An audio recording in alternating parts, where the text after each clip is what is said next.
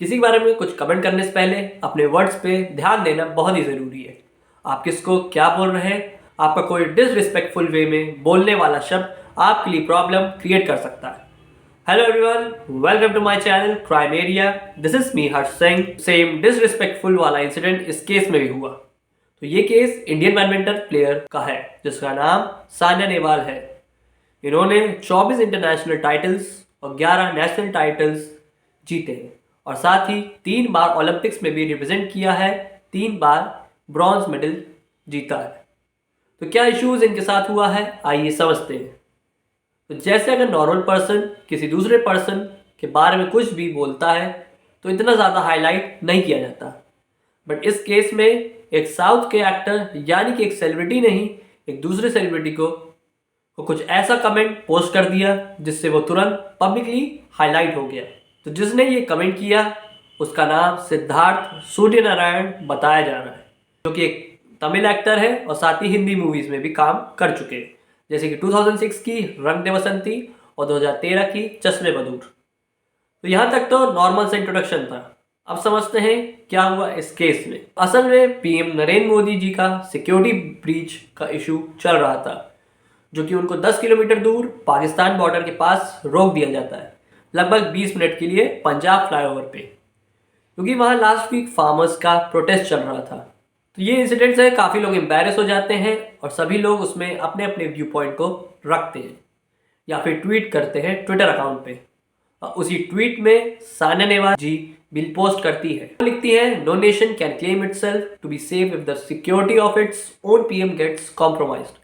I condemned in the strongest word possible the cowardly attack on the PM Modi by an anarchist। मतलब उनका कहना था कोई भी देश अपने आप को सुरक्षित नहीं मानता अगर अपने पीएम की सुरक्षा के साथ समझौता किया जाएगा। एक तरह से इसमें कावर्ड अटैक हुआ अथॉरिटी के थ्रू। तो यही उनके स्टेटमेंट थे जो कि उन्होंने एज अ ट्वीट पोस्ट किए थे, जिससे कोई नेगेटिव पॉइंट भी नहीं हाईलाइट होता। बट यहाँ को एक ये पॉइंट नेगेटिव लगता है, वो होते हैं साउथ के एक्टर सिद्धार्थ। वो सानिया नेहवाल जी को कहते हैं shuttlecock champion of the world, thank God we have protectors of India, folded hands, shame on you. इसको लिखने का सेंस तो कुछ समझ नहीं आ रहा, बट वो सीधा एक तरह से डिफेम या इंसल्ट कर रहे हैं। उसका कहना था कि दुनिया के मुर्गा चैंपियन, भगवान का शुक्र है कि हमारे पास भारत के रक्षक हैं। तो ये देखने के बाद हैदराबाद की पुलिस साइबर क्राइम का केस रजिस्टर्ड कर देती है एक सोशल एक्टिविस्ट की कंप्लेंट के थ्रू। तो काफ़ी लोग उस एक्टर का अकाउंट बैन करवाने की बात करते हैं। साथ में नेशनल कमीशन ऑफ वुमेन यानी कि NCW उस एक्टर के खिलाफ महाराष्ट्र में भी FIR दर्ज करवाती है और उसके ऊपर साइबर क्राइम का IPC सेक्शन 509 और IT एक्ट का सेक्शन 67 लगाया जाता है।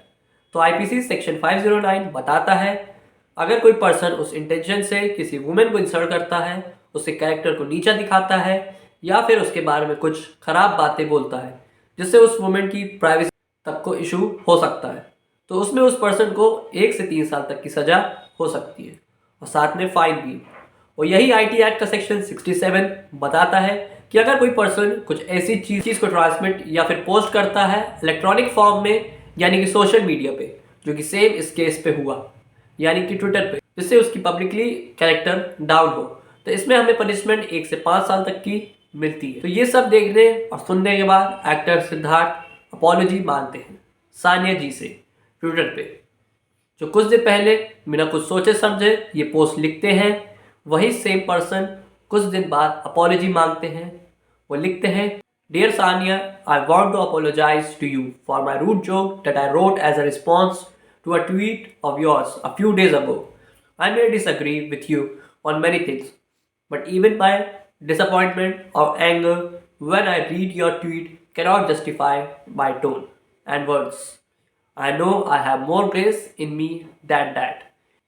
He insisted that his wordplay and humor had none of the malicious intent that so many people from all quarters have attributed to it.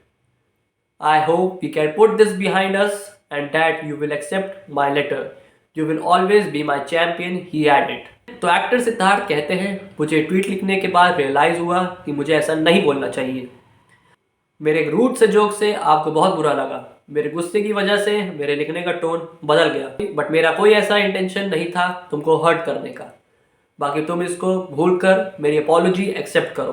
तो बाद में सान्या नेहवाल जी इस ट्वीट को रिएक्शन में लिखती हैं, मुझे इस ट्वीट से कोई इशू नहीं है, पता नहीं क्यों इतना ये वायरल हो गया, पर तुमको ऐसे किसी औरत को टारगेट नहीं करना चाहिए। तो पूरा मैटर सॉर्ट हो गया है। तो यही था इस केस में कि किसी को कुछ भी कमेंट करने से पहले 10 बार आप सोचिए कि आप उस सामने वाले पर्सन को क्या और क्यों लिख रहे हैं। अगर यही बात आप पहले जान जाएं तो कोई प्रॉब्लम ही ना क्रिएट हो। आई होप ये केस आपको अच्छे से समझ आया हो। तो ये थी एक छोटी सी इन्फॉर्मेशन इस केस से रिलेटेड। मिलते हैं नेक्स्ट वीडियो में अपने नए केस के साथ।